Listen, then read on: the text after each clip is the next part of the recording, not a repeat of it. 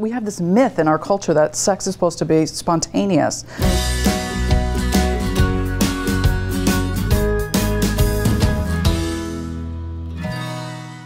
So there's a preconceived notion that single people have more sex than married people do.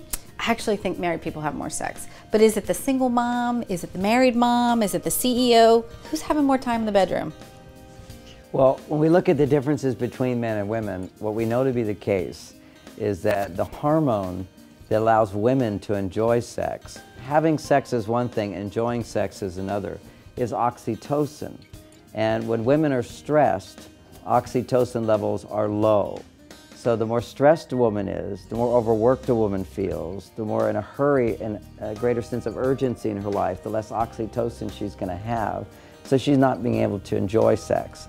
Often single people will brag about how much sex they're having, and I'm talking more from the male point of view, and they are having a lot of sex when they first get into a relationship. Because when you first join a relationship, there's a newness and a lack of history. So newness and a lack of history stimulates huge amounts of oxytocin because the woman's kind of in a fantasy land, the man's in a fantasy land. We don't have a history yet of being disappointed, or the reality hasn't set in. So often when single people couple up in a serious in-love relationship, they have a lot of sex for a while, and generally that tapers down. But it doesn't mean we can't continue to have passionate, loving sex. I've been married 28 years and have great sex, but clearly when I was courting my wife, we had a lot more sex then.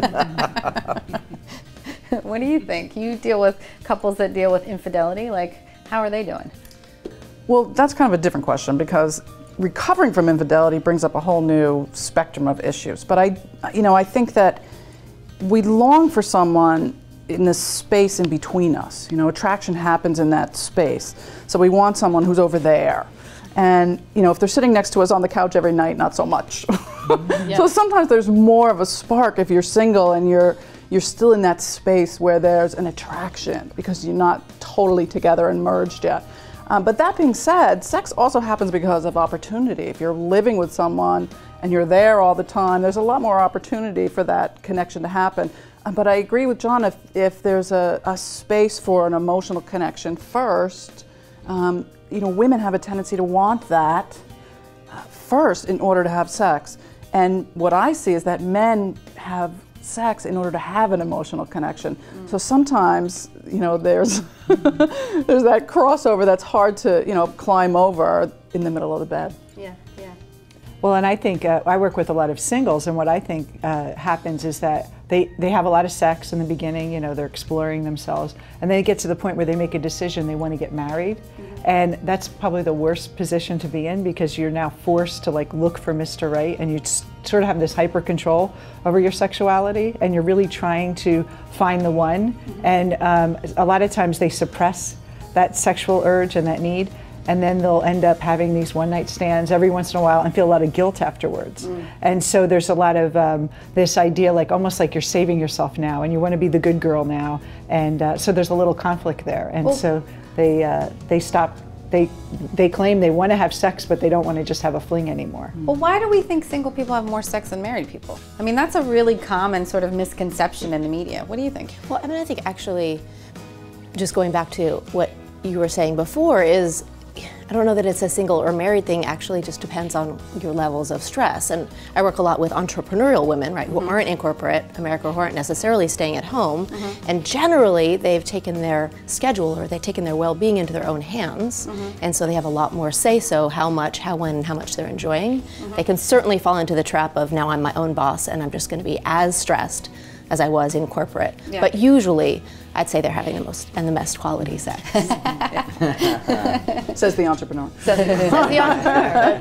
That's right. Well, I think, we have this myth in our culture that sex is supposed to be spontaneous.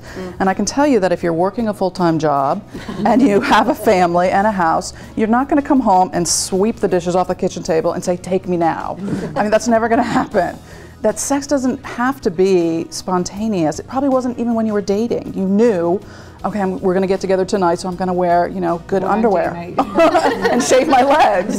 The reality is you can be as spontaneous as you want if you plan it.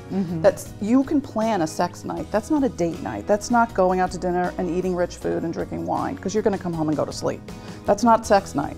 But if you plan one night a week to carve out for our sacred erotic night, that's not the roommate stuff, the companionship, the daily management of your lives together. It's the time when you know this is when we can be as spontaneous as we want within this time that has to do with us, that makes us more than just roommates. So what it looks like here is that couples are having more sex than singles. Sorry, single people. But sex does naturally change the longer you're together. Create some space, create some distance, plan it out. Wear your good underwear. Just in case.